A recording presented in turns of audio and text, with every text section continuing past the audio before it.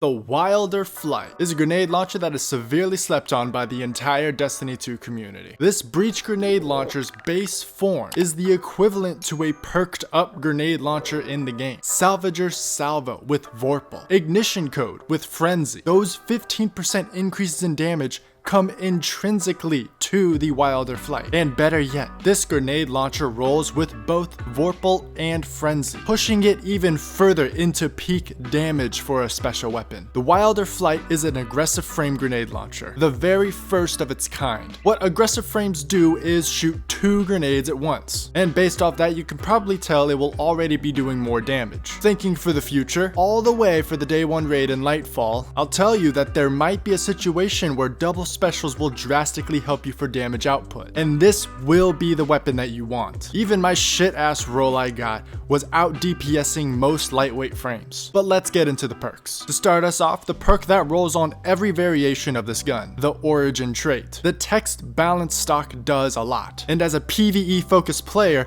it does 2 key things that are a great bonus: improved reload speed and improved movement speed when aiming down sights. The range and stability perk don't really apply to grenade launchers, for the fact that it is only 1 shot then you're reloading. And as you're reloading, you generally just reset your aim at the time anyways. But the reload is definitely nice for damage checks. For every time you lay on some damage on a boss, you will be proccing text balanced stock, making the weapon very decent for just steady DPS. Getting into some of the other perks, personally, I'm looking at this weapon as a second heavy weapon. That's Vorpal and auto loading. Knowing that Vorpal to special weapons is a 15% increase in damage toward bosses. And the hands down second column option for me will be spiked grenades, for they will be doing 50% more impact damage. And that's 2 grenades being fired. Now this weapon at most times can roll for 2 perks in the second column. And if you get blinding and spike grenades in that column, then goated.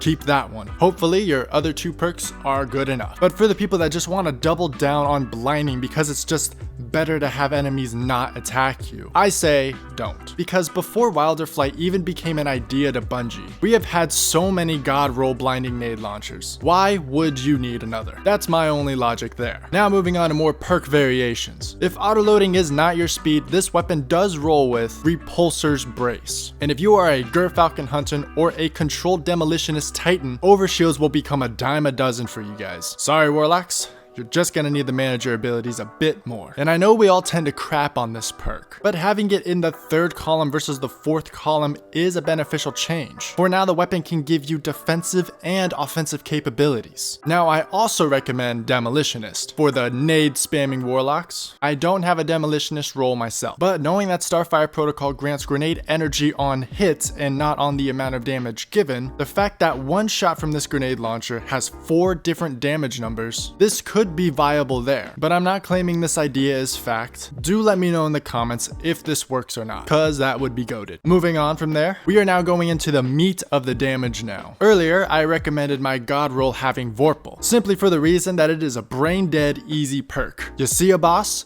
you now are doing 15% more damage to it. But next in line, I would actually recommend Frenzy as well. Does 15% more damage as well, but you have to be in combat for 10 seconds. Sometimes that time just feels a little too long for me, and the reload benefits from Frenzy are just matched by text balance stock. It almost feels like Frenzy never procs, to be honest. So all you're getting is the increase in damage in the end of the day. But no one's complaining about that. Now 3rd place, or in other words, dead last, would be Adrenaline Junkie. This is by no means a bad perk, though I might make it sound that way here soon. My mind as of right now is locked on the day 1 raid for Lightfall, and the idea of 33% more damage is awesome. But then you see that it only lasts for 4.5 seconds.